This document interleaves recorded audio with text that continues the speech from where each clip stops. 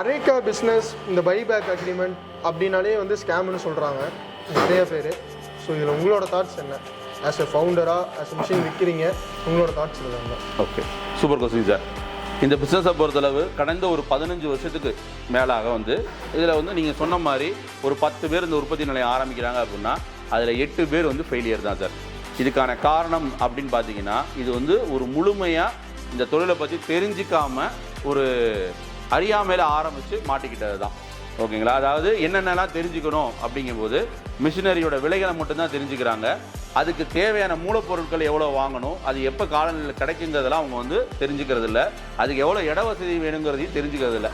இதெல்லாம் தெரிஞ்சிக்காமல் மிஷின் விற்கிறவங்க வந்து பைபேக் பண்ணிக்கிறாங்க அப்படிங்கிற ஒரே ஒரு வார்த்தையை நம்பி என்ன பண்ணுறாங்க, முதலீடு பண்ணி நிறைய பேர் வந்து ஃபெயிலியர் ஆகியிருக்காங்க. இதை மனப்பூர்வமாக நான் ஏற்றுக்கிறேன். அந்த தவறு ஜோனா லீஃப்லெட்ஸில் நடக்கக்கூடாதுங்கிறதுக்காக தான் நேரடியாக இங்கே வர வச்சு நாங்கள் எல்லாத்தையும் தெரியப்படுத்திட்டு மிஷின் வாங்கினதுக்கப்புறம் நாங்கள் ஒரு அக்ரிமெண்ட் போட்டு கொடுத்துட்றோம். அந்த அக்ரிமெண்ட் படி மாதம் ஒரு பர்ச்சேஸ் ஆர்டர் அவங்களுக்கு கொடுப்போம். அந்த பர்ச்சேஸ் ஆர்டர் ஒவ்வொரு 6 டைக்கும் ஒவ்வொரு டைலையும் குவான்டிட்டி எவ்வளோ வேணுங்கிறதையும் நாங்கள் தெரியப்படுத்திடுறோம். அந்த தெரியப்படுத்தினது படி எங்களுக்கு ஒரு பர்ச்சேஸ் ஆர்டர்லேயே ஒரு டெலிவரி டேட் கொடுத்துறோம். அந்த டெலிவரி டேட்டுக்கு எங்களுக்கு தட்டை கொடுத்தாங்கன்னா இந்த வீக்கு அவங்களுக்கான பேமெண்ட்டை நாங்கள் சாங்ஷன் பண்ணிடுறோம். இது எல்லாமே ஆன்லைனில் தான் டிரான்சாக்ஷன் பண்ணுறோம்.